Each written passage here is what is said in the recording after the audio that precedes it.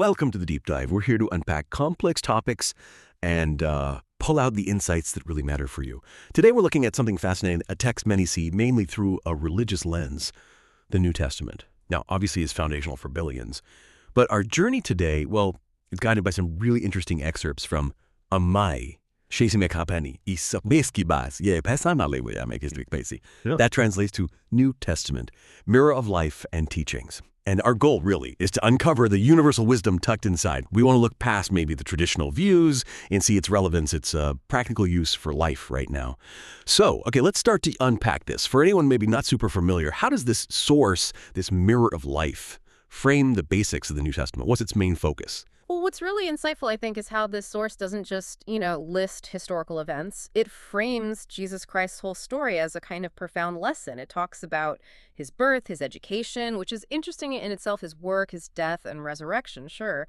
But the focus is always on pulling out these universal lessons from every stage. Okay. And the source really boils down his core message to things like love, forgiveness, humility, justice.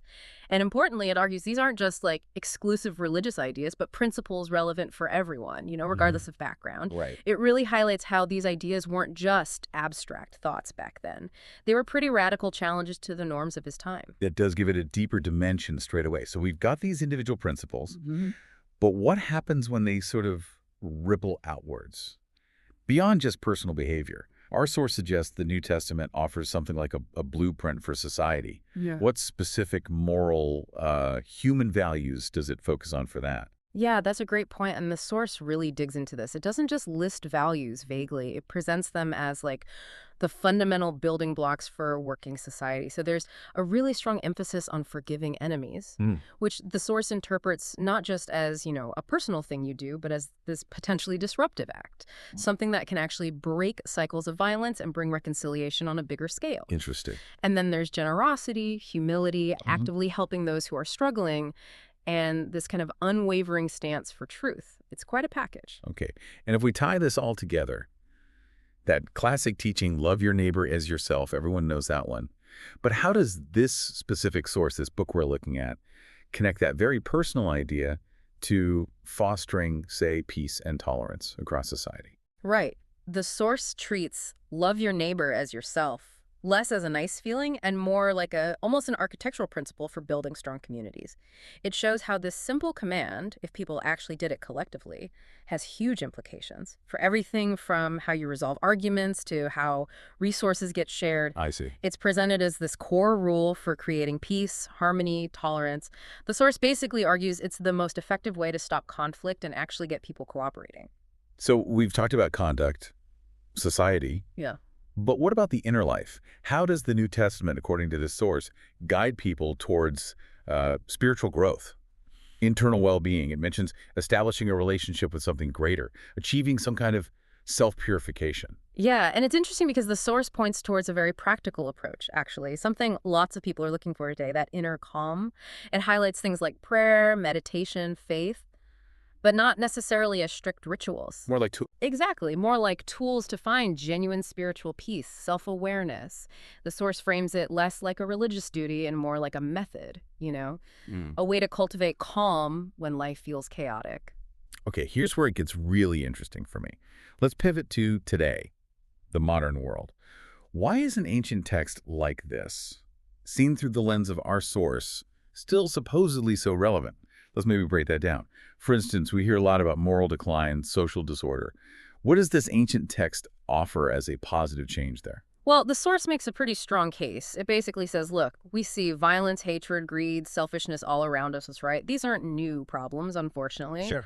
But the New Testament, according to this source, doesn't just describe the issues, it offers a path forward. It suggests it can bring positive change by genuinely changing people's hearts, instilling that sense of shared humanity, love, forgiveness. The argument is that this internal shift is really the only way to get lasting improvement in society. And it also tackles things like human rights, social justice, which are huge topics now. How does its focus on standing with the poor, the suffering, the oppressed, how does that connect with how we think about those issues today? That focus is exactly why the source argues it's still so relevant. It's not just presented as, oh, back then they cared about the poor. Right. No, the source shows how these teachings offer a kind of timeless framework for understanding and even dismantling systems that oppress people. I mean, inequality, injustice, these are clearly not solved problems. So the New Testament's clear call to act for the vulnerable feels incredibly current. Our source sees it as vital, really, for today's justice movements. Okay, another big one the source mentions, religious harmony. Tolerance. It highlights the teaching that everyone, regardless of nation, religion, language, is God's creation. How does that idea offer a powerful message for human unity in a world that often feels so divided? This is actually one of the most compelling points in the source, I think. It presents that teaching not just as theology, but as a practical, well, a blueprint for getting past our divisions. If you start from the idea that all humans share the same origin, the same inherent value, it naturally pushes back against prejudice. It encourages respect. Hmm. The source calls this a powerful message for human unity because it offers a real path towards peace, especially when so many conflicts are based on us versus them, on identity. Makes sense. Now, shifting to the personal again. Modern life is stressful. Anxiety is common. How does the text speak to that? Offering personal peace, self-confidence. Our source quotes that line, "Do not worry about tomorrow," from Matthew 6.34. But, someone might say, hang on, we need to plan, to think about the future. How does the source balance that practical need with this teaching? That's a really good point, and the source tackles it head on. It clarifies that do not worry about tomorrow isn't saying, be reckless or don't plan at all. Right. It's more about reframing our relationship with the future to bring, as the source puts it, peace to people's hearts in this anxious and stressful age. The interpretation is that it's an invitation to focus on today, to do what needs doing now, diligently, but to let go of that paralyzing fear of what might happen. Sort of trusting you'll handle tomorrow when it comes. Exactly. Trusting that you'll have the strength for tomorrow's challenges when they arrive. It's about managing anxiety, not ditching responsibility, a key difference. That is a key distinction. Okay. So wrapping up these specific areas, what does all this mean for leaders, people in positions of influence today? The source mentions a particular leadership model that sounds, well, pretty relevant now. It does, yeah. The source really focuses on what it calls the servant leadership model, drawn from Jesus' example in the New Testament. And it breaks down how this isn't about power over people or climbing the ladder.